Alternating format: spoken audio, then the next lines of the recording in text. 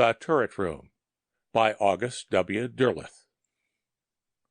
Lord Alving stopped in the act of lighting his cheroot. He turned slowly toward the Earl of Kent, loudly addressing a small group about him. He smiled quizzically and spoke.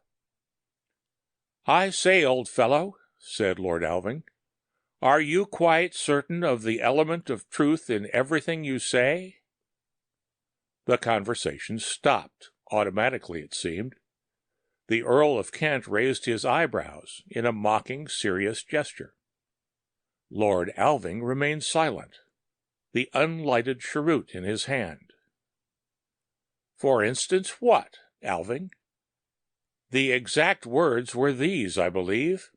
Ghosts, balderdash, poppycock." He paused. "You said that, didn't you?" "Yes, I believe I did." "And you meant it?" "Of course, Alving." The ladies had stopped bridge and stood about in a small circle. Lady Montrose idly stirred a cup of tea. Lady Alving had come away from her table with a royal flush in her hand. The Duke of Gloucester stood looking at it in a small silence. "You believe every word of it, too, old man?" "Yes, I do." "Then let me tell you something that happened to me about 7 years ago at the Duke of Gloucester's castle. There was rather an excellent crowd. Trust the Duke to make a pleasing selection. We were gathered about the dining table one evening, and somehow we began to talk about the supernatural.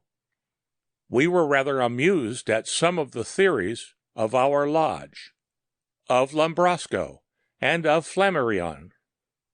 The Duke didn't say much, he just sat and listened.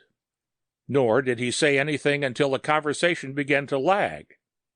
Then suddenly he said, 'It may interest you to know that the turret room of the center tower of my castle is supposed to be haunted.' 'Not really,' chorused several of us. But he was perfectly serious. I have never seen him more so. Several of the company turned to the Duke of Gloucester. His smile verified Lord Alving's statement. 'Do you mean to say,' said I, 'that if I spent a night in the turret room I'd see a ghost?' 'I see no reason why you shouldn't,' he replied immediately. Without hesitation I said, 'I'll spend tonight there. It'll take an unusual manifestation to scare me out.' The Duke protested, but I persisted. At length he gave in. I wanted to be shown right up. I could hardly wait. On the stairs I turned and shouted down, 'If I see a ghost, you'll all hear about it.' 'And if you don't?' came from someone below. 'All of you remember Harry Longworth, the poet, don't you?' I was sure that you did. Harry was there, and Harry shouted back, 'And if you don't, I'll send one up to you.' Everyone laughed, and I followed the servant up to the haunted room. There is nothing conspicuous about the room, except perhaps the dust. The room had never been used. The mere thought of a spectre will scare people away very easily, it seems. The moonlight streamed in through the latticed window. I brushed the dust from one of the antique chairs and sat down. All of you know that the Duke tolls the hours with his ancient alarm bell. I had come into the turret room as the bell tolled 10 o'clock. I sat patiently waiting for some supernatural manifestation until somewhere after 12. I was disappointed, very much so. I had almost expected to see some long-dead cavaliers fight a duel before my eyes, or some atrocious murder committed. I allowed myself to go to sleep. The alarm bell was tolling 2 when I woke up. I had a queer feeling. I knew that there was someone else in the room. The patch of moonlight had moved considerably, and now fell aslant the dust-covered bed. On the edge of the bed In the moonlight sat Harry, grinning foolishly. I had completely forgotten him. "Sap," I said, "do you want to scare me to death?" He kept right on grinning. "Lucky you came up, though," I continued. "It has become odiously monotonous up here." He nodded a little and grinned some more.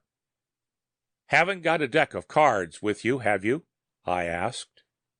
He shook his head. I walked over to the window and looked out. There was a beautiful view. "Fine view, Harry. Come here." But he didn't come, and when I turned around, he had gone. I supposed he had gone for a deck of cards, and I waited accordingly. He didn't come back. In the morning I told the Duke what I thought of his haunted room. I told him that all I had seen was Harry. He looked as if you could have knocked him over with a feather. He's not so small, either. Lord Alving slowly lifted the cheroot he had been holding. "And what does that make of my idea of ghosts, Alving?" asked the Earl of Kent, smiling. "Where does the ghost part come in?" asked the Duchess of York. "Yes," said Lady Montrose. "Where's the ghost?" "It doesn't prove anything to me, Alving," said the Earl of Kent. "No, it didn't to me either until the Duke of Gloucester told me that Harry had died between 1 and 2 in the morning of a sudden stroke of apoplexy." The end of The Turret Room by August W. Derleth.